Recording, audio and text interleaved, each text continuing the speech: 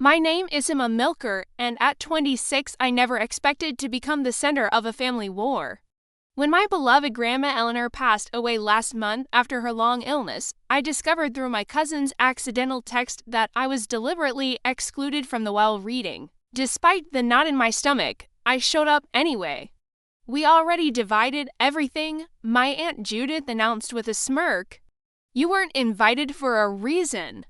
Then the lawyer frowned, but her name is the only one in the will. The room went deadly silent. If you've ever felt unfairly excluded by family, hit that subscribe button and leave a comment about where you're watching from. Family drama happens everywhere, and I'm about to share how mine unfolded in ways no one expected.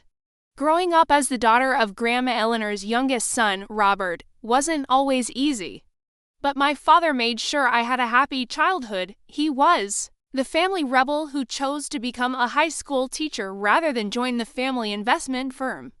My mother, Samantha, was a nurse, and they raised me with values centered around helping others rather than accumulating wealth. Every Sunday, we would visit Grandma Eleanor's grand Victorian house in the historic district of Boston, a beautiful relic that had been in our family for generations.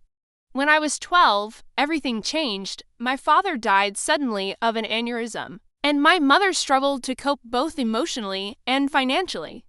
Grandma Eleanor stepped in without hesitation. "Amanda will live with me part of the week," she announced to the family, booking no argument. For the next 6 years, I split my time between my mother's modest apartment and Grandma's house. While my mother worked double shifts to keep us afloat, Grandma became my second parent.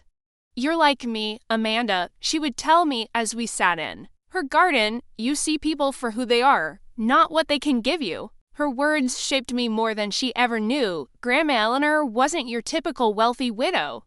She wore simple clothes, volunteered at soup kitchens, and quietly donated to causes she believed in.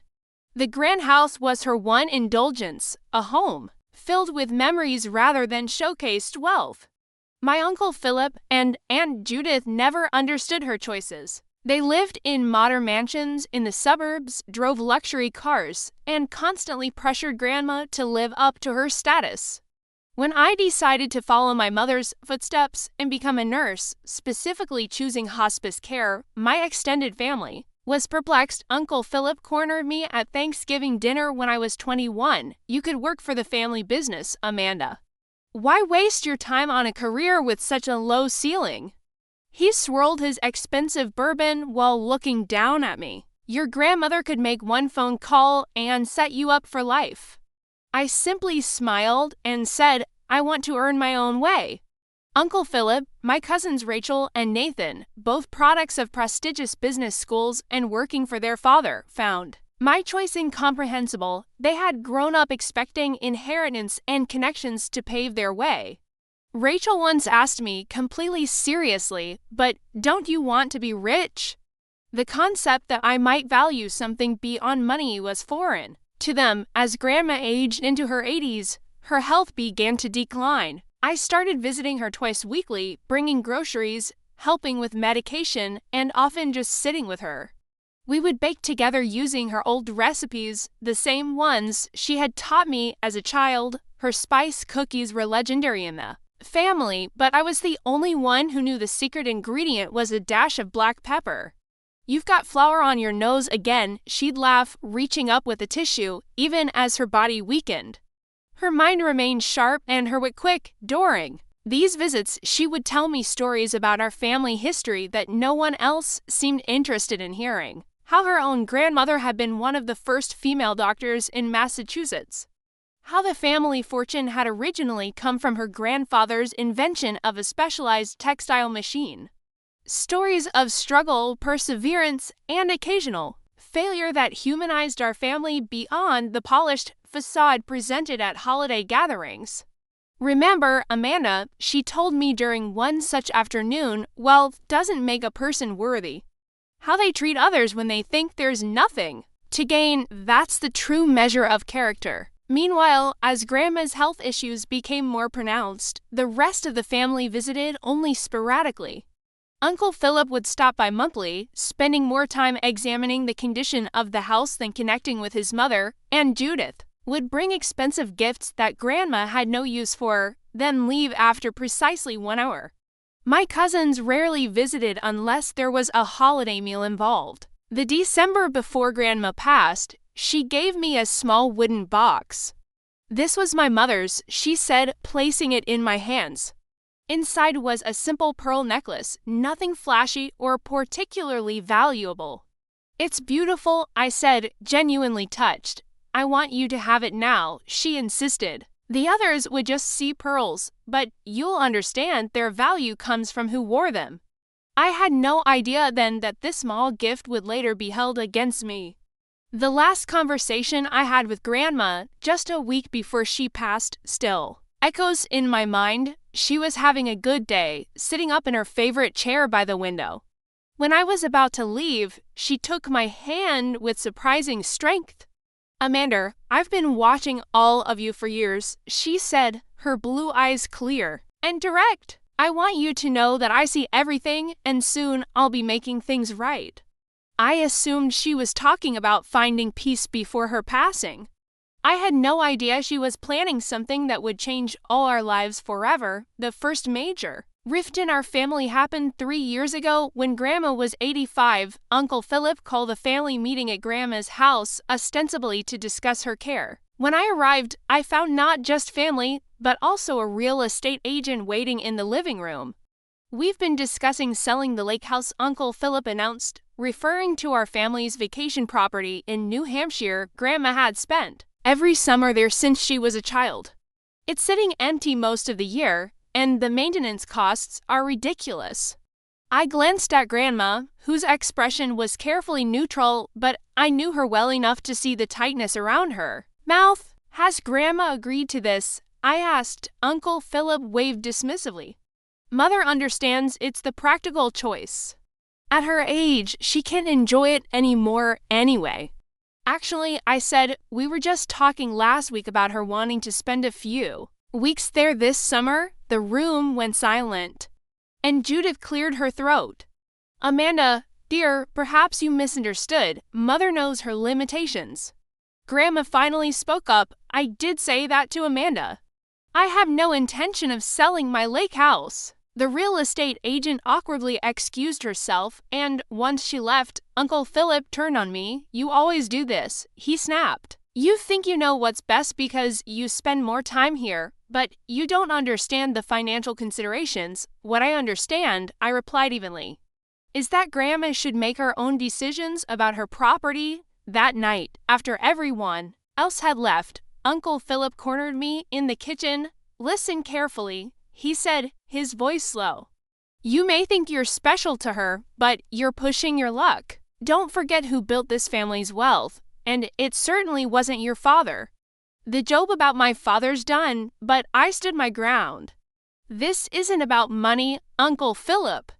It's about respecting Grandma's wishes." From that day forward, Uncle Philip began what I can only describe as a campaign against me. It started subtly: comments to other family members about how I was manipulating Grandma, suggestions that I was positioning myself for special treatment in the will. By Christmas that year, it was clear that many in the extended family had turned against me. At the holiday dinner, Aunt Judith accidentally excluded me from the family photo. Cousin Rachel made pointed comments about fortune hunters while looking directly at me. Even my mother's sister, Aunt Grace, who had always been kind to me, was noticeably distant. After dinner, I overheard Uncle Philip talking to my cousin Nathan. "We need to protect Eleanor from Amanda's influence. She's got her wrapped around her finger, and who knows what she's convincing her to do with the estate." I tried to address these suspicions directly. I sent emails to my aunts and uncles explaining that I had no interest in Grandma's money, that I just wanted her final years to be comfortable and on her terms. The responses were tepid at best, and Judith replied with a terse, "We all want what's best for Mother," while others didn't respond at all. The following Easter, the family held a gathering at Uncle Philip's house. I wasn't invited, but learned about it through social media when Rachel posted photos. In one picture, Grandma sat in the corner looking frail and confused. I called her that evening. "Did you enjoy the Easter gathering?" I asked carefully. "It was fine," she said, then lowered her voice. "But they didn't serve the deviled eggs the way I like them, and Philip's house is always too cold." "I wish I could have been there," I said. There was a pause. "You weren't invited," the genuine surprise in her voice confirmed my suspicions. She hadn't been told I was excluded. As Grandma's health declined more rapidly, the family began actively limiting my access to her. And Judith instituted a visiting schedule that allocated me only 2 hours on Sunday afternoons, claiming it was to avoid tiring Mother up when I arrived for these visits. I often found a cousin and suddenly deciding to drop in at the same time, making private conversations impossible. In response, I found creative ways to maintain our connection. I would bring lunch to share with Grandma on my days off from the hospice center. The home health aide, Maria, who genuinely cared for Grandma, would sometimes call me directly when she thought Grandma needed company or was having a particularly good day. The last Christmas before she died, I wasn't invited to the family gathering at all. I received a text from Aunt Judith. "We're keeping the holidays small this year. Mother needs rest." Later, I discovered for Maria that small meant everyone except me. So on Christmas Eve, I dropped off a package with Maria, Grandma's favorite spice cookies that we used to bake together, a soft cashmere shawl in her favorite blue, and a photo album I'd created with pictures from her lake house across the decades. When Grandma passed away in April, I didn't get the news directly from family. Maria called me in tears from Grandma's house. By the time I arrived, Uncle Philip and Aunt Judith were already there, speaking with a funeral director about arrangements. "Oh, Amanda," Aunt Judith said with artificial sweetness when she saw me. "We were going to call you, of course." The funeral was a parade of family politics. I was seated in the third row, behind extended family members who had seen Grandma maybe twice in the last decade. I wasn't asked to speak, despite having spent more time with her than anyone in recent years. Uncle Philip delivered a eulogy that focused largely on Grandma's late husband's business acumen and the legacy he had left the family. Through it all, I kept thinking about what Grandma had said about making things right. I had no idea how prophetic those words would prove to be 2 weeks after the funeral. I was preparing dinner in my small apartment when my phone pinged with a text message. It was from my cousin Rachel, clearly sent to a group by mistake while reading tomorrow at Harrison's office. "To PM Mom says not to tell Amanda." I stared at the message, my stomach dropping. A second later, another message followed. "Sorry, wrong. Threat, ignore that please." I sat down at my kitchen table, a cold feeling spreading through me. So this was how it would be. They weren't even going to tell me about the whole reading. Whatever inheritance Grandma may have left me, they were apparently planning to keep me in the dark about it entirely. All night, I debated what to do. Part of me wanted to respect their wishes, to rise above the pettiness. I had never cared about Grandma's money. Our relationship had been about love, not inheritance, but another part of me, a stronger part, felt that Grandma would want me there. If nothing else, I deserved to hear her final wishes, even if she had left me nothing. By morning, I had made my decision. I called in to take the day off from work, something I rarely did. I carefully selected my outfit, a simple navy blue dress that Grandma had always complimented, professional but not showy. I wanted to look respectful, not like someone desperate for money. As I drove to the law office in downtown Boston, my hands were shaking on the steering wheel. I rehearsed what I might say, how I would handle the inevitable confrontation. In the parking lot, I sat for several minutes, gathering my courage. "Stand up for yourself, Amanda." I could almost hear Grandma say you belong anywhere I wanted you. To be the law office of Harrison and Associates occupied the top floor of a distinguished old building. When the elevator doors opened, I saw them immediately, Uncle Philip and Aunt Judith, my cousins Rachel and Nathan, Aunt Grace and her husband, Tom, even distant cousin Louie, who had barely spoken to Grandma in a decade. They were clustered in the waiting area, speaking in low voices, and Judith saw me first. Her face froze in mid-sentence, then quickly rearranged itself into a mask of disapproval. "Amanda," she said loudly, causing everyone else to turn. "What are you doing here?" I lifted my chin slightly.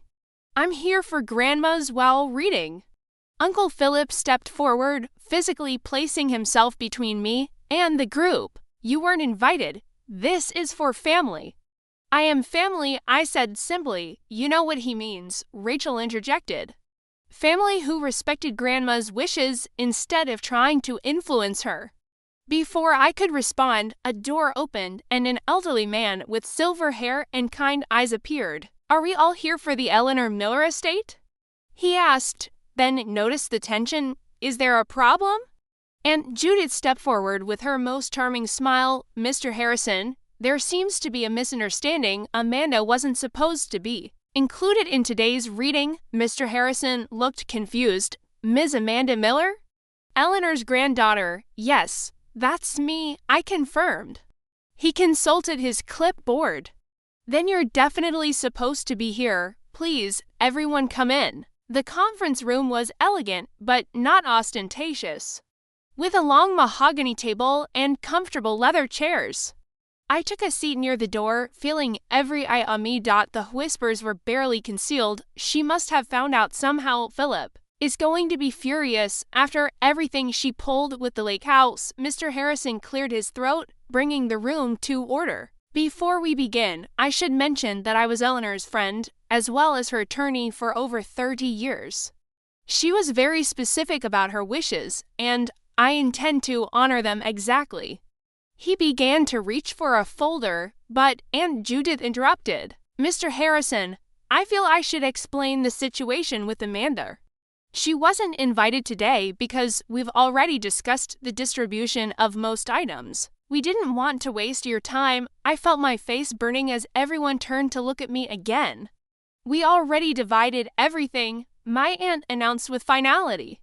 "You weren't invited for a reason." Mr. Harrison frowned, looking genuinely puzzled. "I'm afraid there's been a serious misunderstanding, Mrs. Carter. Nothing should have been distributed yet." He looked directly at me, and as for Ms. Amanda Miller not being invited, he opened the folder in front of him and adjusted his glasses.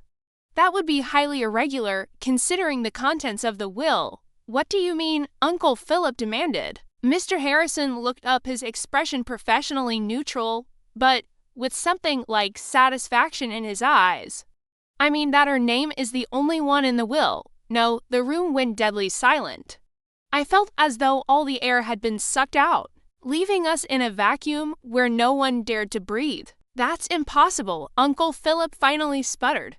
"There must be some mistake." "I assure you, there is not," Mr. Harrison replied, his tone making it clear he was not a man who made mistakes.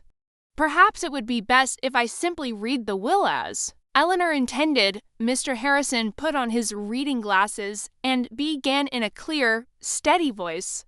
"I, Eleanor Catherine Miller, being of sound mind and body, hereby declare this to be my last will and testament, revoking all previous wills and codicils." The formal legal language continued for a moment before he reached the critical section. "After careful consideration and observation of my family over these past years, I have come to a decision regarding the distribution of my estate. I hereby bequeath all my property, both real and personal, including but not limited to my primary residence at 47 Beacon Hill Avenue, my vacation property at Lake Winnipesaukee, all financial accounts, investments, personal belongings, and family heirlooms to my granddaughter, Amanda Rose Miller." There was a collective gasp. Rachel dropped her water glass, sending it shattering across the hardwood floor. "No one moved to clean it up. This can't be legal, Uncle," Philip said, his face turning an alarming shade of red. Mr. Harrison continued as if he hadn't been interrupted. "I have enclosed a personal letter explaining my decisions, which Mr. Harrison will provide to Amanda privately. However, I wish to make clear that this decision was made with full awareness and careful consideration." He looked up from the document. "There is more." But perhaps we should address the immediate concerns first. And Judith was crying now, mascara tracking down her cheeks. After everything we did for her, the doctor appointments, the family dinners, maintaining her social standing when she insisted on associating with those charity people, Nathan leaned forward. We'll contest it. She was clearly not of sound mind. Mr. Harrison shook his head slightly. I would advise against that course of action. Eleanor anticipated this reaction and took extensive measures to document her mental competence. She underwent comprehensive cognitive evaluation by 3 separate neurologists in the months before her passing, all of whom certified her as fully competent to make these decisions. As the reality sank in, I remembered Grandma's words. I've been watching all of you for years. She hadn't been making idle conversation. She had been testing us, observing how we behaved when we thought there was nothing to gain. Mr. Harrison reached into his briefcase and removed a sealed envelope. Amanda, your grandmother asked me to give you this letter privately, but given the circumstances, you might want to share certain portions with the family. With trembling hands, I opened the envelope and began to read silently. My dearest Amanda, if you're reading this, then I've moved on to whatever comes next, and you've just discovered that you're my sole heir. I imagine the family is not taking it well. For years, I've watched how each of you behaved around me. Philip visited only when he wanted to discuss rationalizing my assets. Judith came with expensive gifts, but never stayed long enough for a real conversation. The grandchildren, except for you, called only on birthdays and holidays.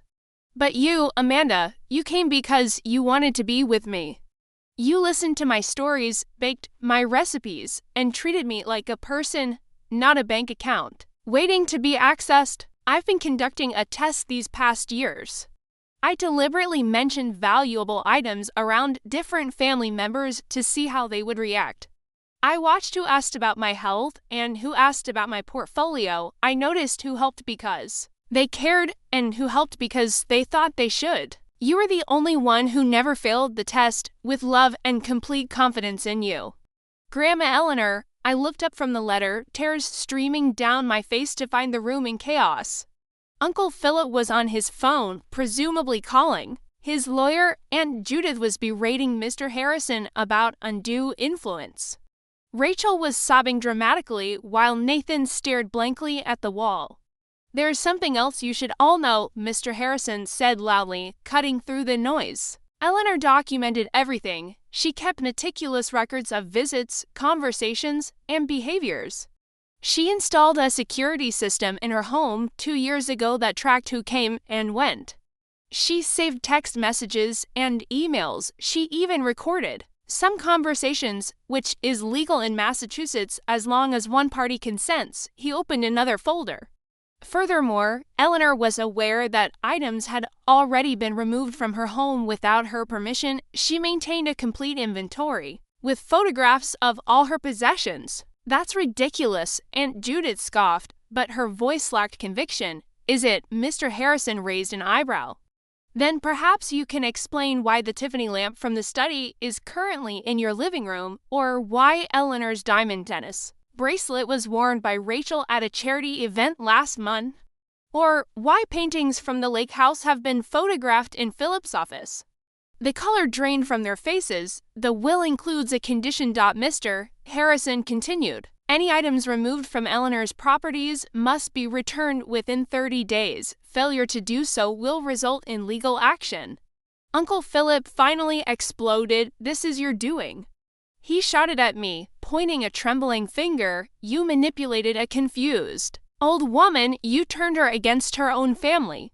I thought of all the Sunday afternoons I'd spent with Grandma, talking about books and birds and family history. I thought of the times I'd driven her to doctor appointments when no one else would take time off work.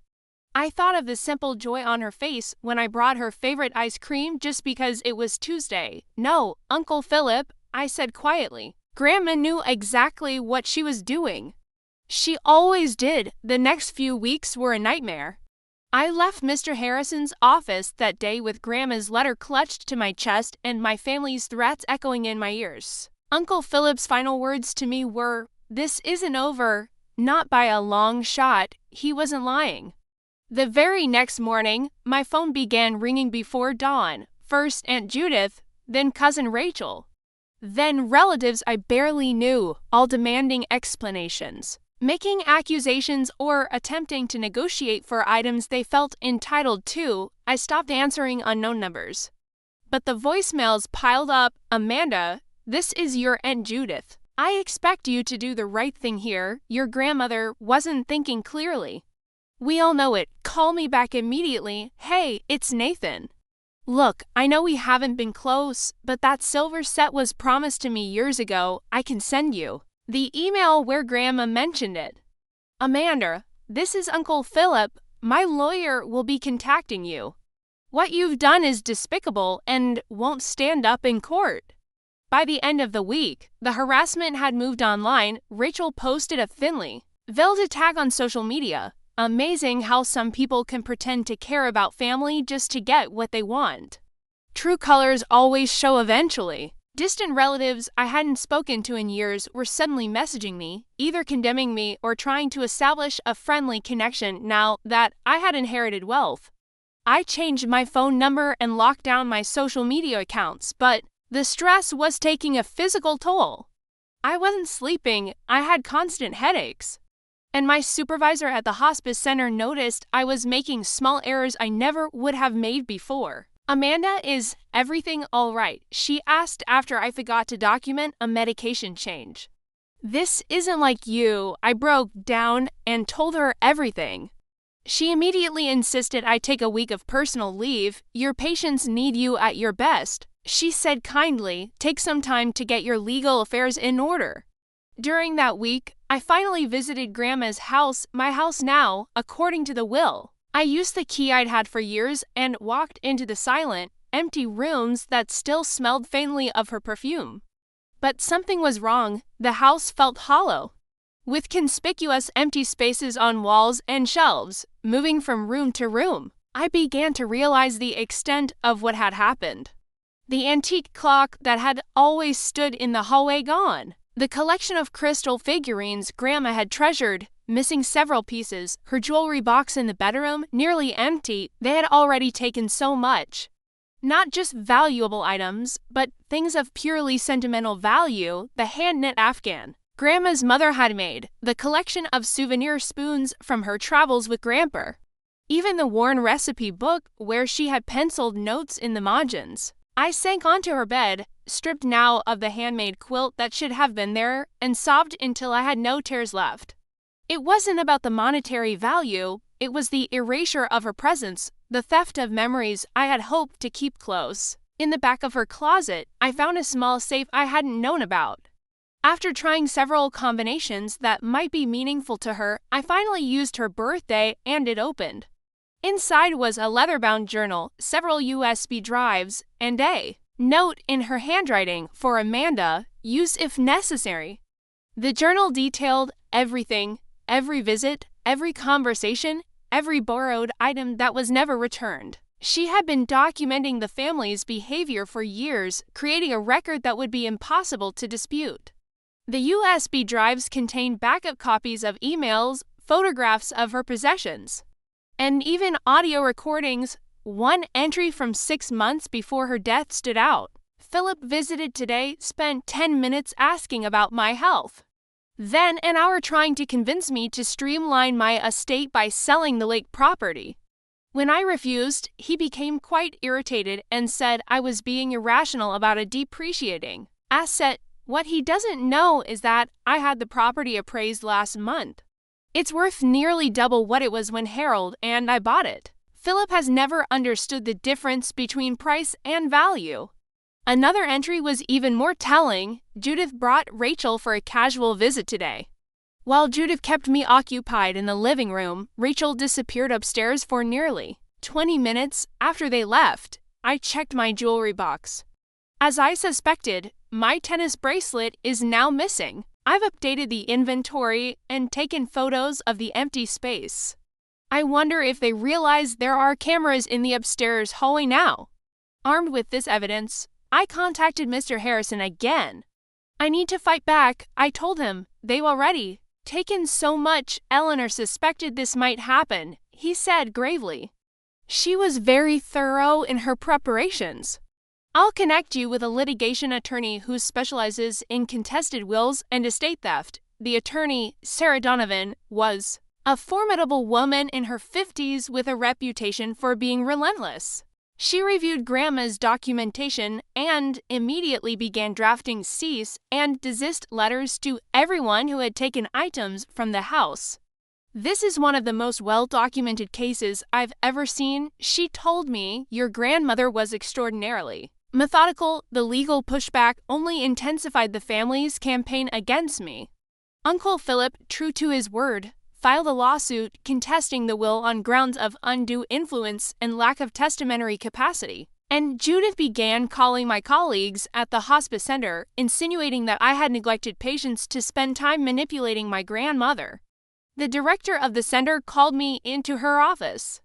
Amanda, I know these accusations are baseless, but they're becoming disruptive. Several families have expressed concerns after receiving calls from your aunt. My profession, which I had built through years of dedicated care, was being systematically attacked. The stress became so severe that I developed insomnia and started having panic attacks. My doctor prescribed anxiety medication and strongly recommended therapy.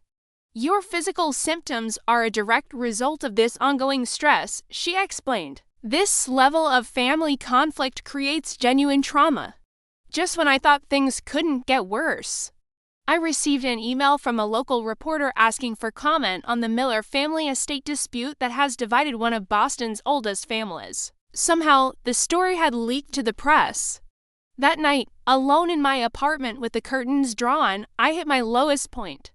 I seriously considered giving up, signing over the inheritance just to make the nightmare end. I pulled out Grandma's letter again, seeking comfort in her words, when my phone pinged with a text from an unknown number. Amanda, it's Maria, your grandmother's health aide. I still have some things she wanted you to have. Personal things I kept safe. Can we meet? The next day, Maria handed me a small box. She made me promise to keep these separate from everything else in the house. She said you'd know what to do with them when the time came. Inside the box were more memory cards and a small digital recorder. When I plugged the first card into my laptop, I found dozens of video files. Grandma sitting in her favorite chair, talking directly to the camera. In the first video, dated nearly a year before her death, she looked directly into the lens with clear, sharp eyes.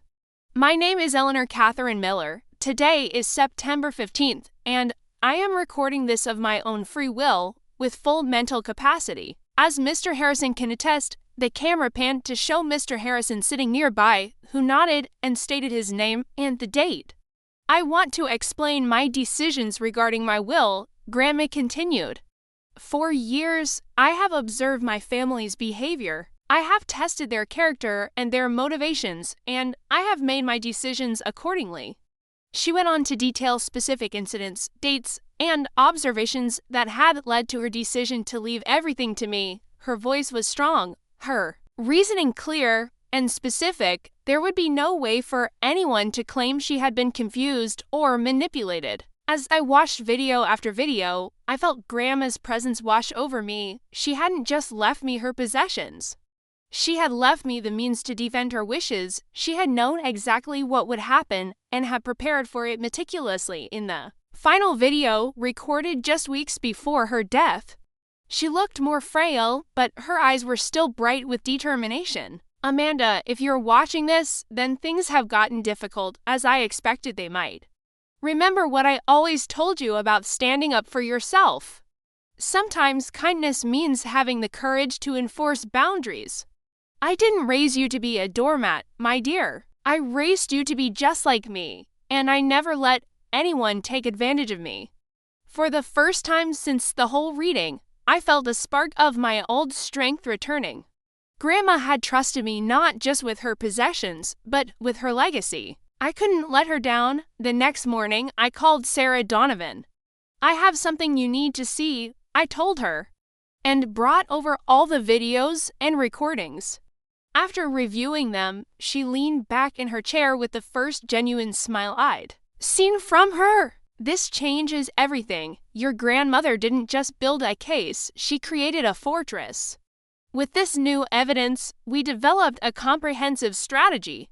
First, we filed a formal inventory of all missing items with the probate court, complete with photographs and documentation of their current locations. Then we sent formal legal demands for the return of every item with a clear deadline. Simultaneously, Sarah filed a motion to dismiss Uncle Philip's lawsuit contesting the will. Attaching Grandma's videos as exhibits, no judge in the Commonwealth will rule against your grandmother after seeing these, she assured me. We also reached out to the hospice center's legal team, providing evidence that the accusations against me were part of a targeted harassment campaign. They immediately issued cease and desist letters to my relatives, threatening legal action if the defamatory calls continued. For additional support, I contacted several of the nurses and aides who had cared for Grandma in her final months. They were happy to provide affidavits about the frequency of my visits compared to the rest of the family. You were there at least twice a week, confirmed Nurse Thompson. Sometimes your uncle would go a month without showing up, then spend the whole visit on his phone. Maria provided a detailed calendar she had kept of all visitors, showing that I had visited Grandma 64 times in her final year, while Uncle Philip had visited 7 times and Aunt Judith 9 times. My cousins had each visited only on holidays. We also obtained financial records showing that Uncle Philip had borrowed substantial sums from Grandma over the years without repayment, and that Aunt Judith had charged numerous personal expenses to Grandma's accounts under the guise of caretaking costs. Armed with this mountain of evidence, Sarah suggested we call a family meeting at her office. Sometimes showing your full hand at once can avoid months of unnecessary litigation, she explained. The day of the meeting, I arrived early, my stomach in knots despite our strong position. One by one, they filed in Uncle Philip with his attorney, a nervous-looking man who kept checking his watch, and Judith, who refused to meet my eyes, cousins Rachel and Nathan, both trying to affect bored expressions that couldn't quite hide their anxiety. Thank you all for coming.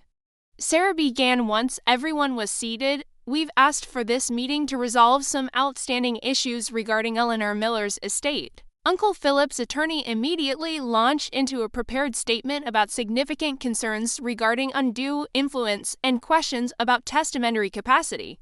Sarah let him finish before responding. Before we proceed further, there are some materials I think everyone should review.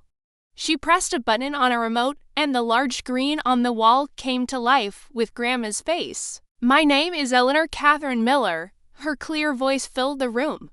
Today is September 15th, and I am recording this of my own free will. As the video played, I watched my family's faces. Uncle Philip grew increasingly pale, and Judith's hand flew to her mouth. Rachel began to cry silently. When it ended, Sarah simply said there are 17 more videos like this one, each addressing specific incidents and decisions. Eleanor Miller was perhaps the most thorough client I've ever encountered. Posthumously, she changed the screen to show a spreadsheet. This is the current inventory of items removed from Eleanor's properties without permission. Next to each item is its location, documentation of its removal, and its approximate value for insurance purposes. The total currently stands at just over $400,000. The room was deadly silent. Ms. Miller is prepared to file criminal charges for theft if these items are not returned within 7 days. Sarah continued, her voice matter of fact. Additionally, we have documentation of financial exploitation that could be of interest to the district attorney's office. Uncle Philip's attorney leaned over and whispered urgently in his ear. After a moment, Uncle Philip cleared his throat. Perhaps we've all been hasty. Emotions run high after a loss like this, especially when there's money involved. I couldn't help adding. Meeting ended with Uncle Philip's attorney requesting time to review the evidence and advise his client. 2 days later, he called Sarah to inform her that they would be withdrawing their lawsuit contesting the will within a week. Items began appearing on Grandma's porch, delivered by moving companies rather than returned in person. The jewelry came back via courier, each piece carefully packaged, no notes, no apologies. But at least they were complying. I hadn't expected to hear directly from any of them, so I was surprised when Aunt Judith called me directly, Amanda, she said, her voice lacking its usual sharpness. We didn't realize how much these past years meant to Mother. You never asked, I replied simply. There was a long pause. We thought you were taking advantage of her. We didn't understand why she preferred your company so much.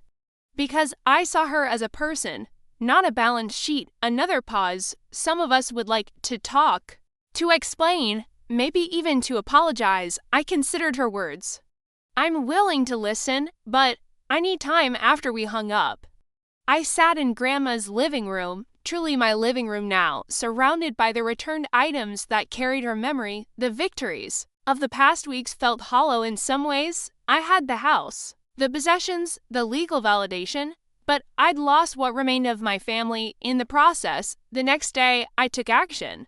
I called each family member individually, offering them the opportunity to select one sentimental item from Grandma's belongings. Not the most valuable things, but something meaningful to remember her by. Some declined, still too proud or angry, but Rachel surprised me by asking for Grandma's recipe book.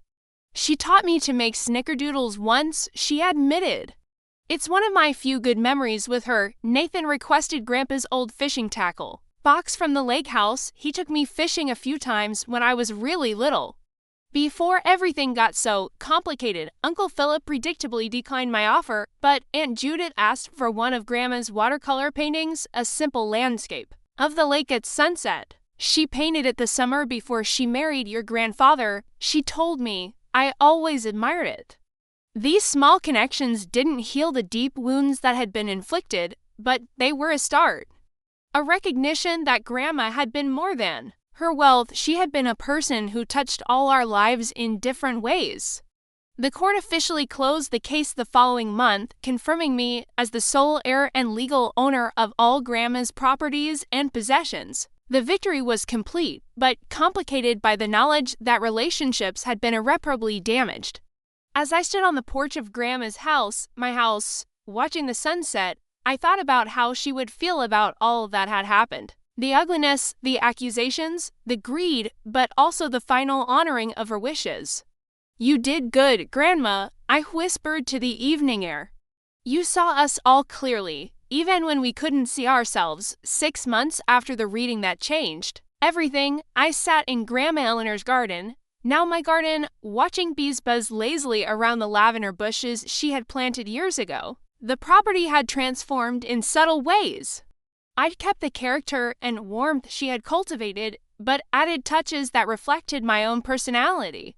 New bookshelves in the study, a small meditation corner in the room, wine chimes hanging from the porch ceiling. The house no longer felt haunted by conflict. It had become a sanctuary again, just as it had been during my childhood visits. I'd taken a leave of absence from the hospice center to focus on settling the estate and determining my path forward. The inheritance had given me options I'd never imagined having, but also responsibilities I was still learning to navigate. One rainy afternoon, while organizing Grandma's desk, I found an envelope I had somehow missed during previous cleanings. It was addressed simply to Amanda after everything is settled. Inside was a handwritten letter on Grandma's distinctive stationery. My dearest Amanda, if you're reading this, then the storm has passed. Knowing our family, it was likely a Category 5 hurricane, but I had complete faith in your strength and resilience. I need to explain something I couldn't put in my official documents. This inheritance was never about punishing the others, though I'm sure that's how they saw it. It was about recognizing the heart that beats so strongly in you, the same heart. My Harold had the same heart your father, Robert, inherited. Money changes people, Amanda. I've watched it happen throughout my life. It can bring out selfishness, entitlement, and cruelty, but occasionally, very occasionally, it finds its way to someone who understands its true purpose. to create security that allows for generosity. I chose you not because you were perfect or because you never disappointed me. I chose you because when you made mistakes, you owned them. When you disagreed with me, you did so respectfully. When you helped me, you did it without expectation of reward. The others will claim I was manipulated or confused, but the truth is simpler. I wanted my legacy in the hands of someone who would honor its spirit, not just preserve its value. Now, some advice from beyond: don't let this wealth change who you are. Use it to become more authentically yourself. Take that trip to Italy we always talked about. Fund that pediatric hospice program you dreamed of creating. Keep the lake house in the family someday. You might have children who will love it as we did, and perhaps, when wounds have healed enough, find ways to include the family again. Not because they deserve it, but because connection matters. Set boundaries. Certainly, I wasn't raised to be a pushover, and neither were you, but leave room for growth and reconciliation. I love you, my dear girl. I'm so proud of the woman you've become. Grandma Eleanor. Tears streamed down my face as I read and reread her words. Even now, she was guiding me, offering wisdom and permission to forge my own path forward. In the weeks that followed, I began implementing her suggestions. I established the Eleanor Miller Memorial Scholarship at the nursing school I had attended, specifically for students interested in hospice and palliative care. I started the paperwork to create a foundation focused on supporting elderly individuals without family support, people who, unlike Grandma, didn't have anyone to advocate for them in their final years. I took that trip to Italy, visiting the small village in Tuscany where Grandma's parents had been born. Walking the same cobblestone streets they had walked, I felt a connection to my history that transcended their recent family conflict. As for the family themselves, healing came in small, unexpected moments. Cousin Rachel reached out first, asking if we could meet for coffee. She brought pictures of her new baby daughter, whom she had named Eleanor. I want her to know the real family stories, Rachel explained awkwardly. Not just the polished versions we tell at fundraisers, would you? Would you be willing to share some of your memories with her someday? Nathan invited me to his wedding, though I suspected his fiancée had insisted still when I attended. He made a point of introducing me to everyone as my cousin who runs the Eleanor Miller Foundation. It wasn't warm, but it was acknowledgement. And Judith remained distant, but sent a Christmas card with a brief note. Your grandmother would be proud of what you're doing with the foundation. Coming from her, it was practically an olive branch. Uncle Philip never came around. Some wounds run too deep, some pride too rigid to bend. I made peace with that reality while leaving the door open should he ever change his mind. The greatest healing came through an unexpected connection during one foundation event. I met Grandma's nephew Lucas, my father's cousin who had moved to California decades ago. He'd lost touch with the family, but had fond memories of Grandma and my father. Robert was the best of us, he told me over dinner. He chose teaching over money, substance over status. Eleanor adored him for living authentically. Through Lucas, I discovered a branch of the family untainted by the inheritance battle. Second and third cousins who shared stories and photographs I'd never seen, expanding my understanding of our family history beyond the narrow narrative I'd grown up with. 1 year after Grandma's passing, I hosted a memorial dinner at the house. I invited only those who had genuinely cared for her, Maria and other caregivers, Mr. Harrison, a few neighbors who had been true friends, Lucas and his family, and yes, even Rachel and her baby Eleanor. We shared stories, laughter, and a few tears, creating the kind of gathering Grandma would have loved. As everyone mingled in the garden afterward, Mr. Harrison approached me with a glass of Grandma's favorite sherry. You know, he said quietly, I've handled hundreds of estates over my career, seen families torn apart and relationships destroyed over far less than what was at stake here. I'm not sure our family fared much better, I admitted. He shook his head. You misunderstand me. The miracle isn't that some relationships survived. It's that you remain true to yourself throughout. Eleanor told me once that her greatest achievement wasn't her wealth or status, but raising a son who valued integrity enough to pass it to his daughter. I looked around at the gathering, not the family I had expected to have, but a chosen family, bound by genuine love and respect for Grandma Eleanor on the mantel inside. Her photograph watched over us all, her slight smile seeming to say she had known how everything would unfold. The inheritance had cost me relationships, but had given me something far more valuable. The freedom to live by my own values, just as my father had done, just as Grandma had taught me. I understood now that this had been her true request, not the house or the money, but the courage to stand firm in my truth. As the evening ended and guests departed, I stood on the porch watching the fireflies emerge in the summer twilight. "We did it, Grandma," I whispered. "We made things right." Have you ever had to stand up for yourself against family pressure? I'd love to hear your stories in the comments below. And if this story resonated with you, please subscribe to hear more. Tales of family dynamics, unexpected inheritances, and finding strength in difficult situations.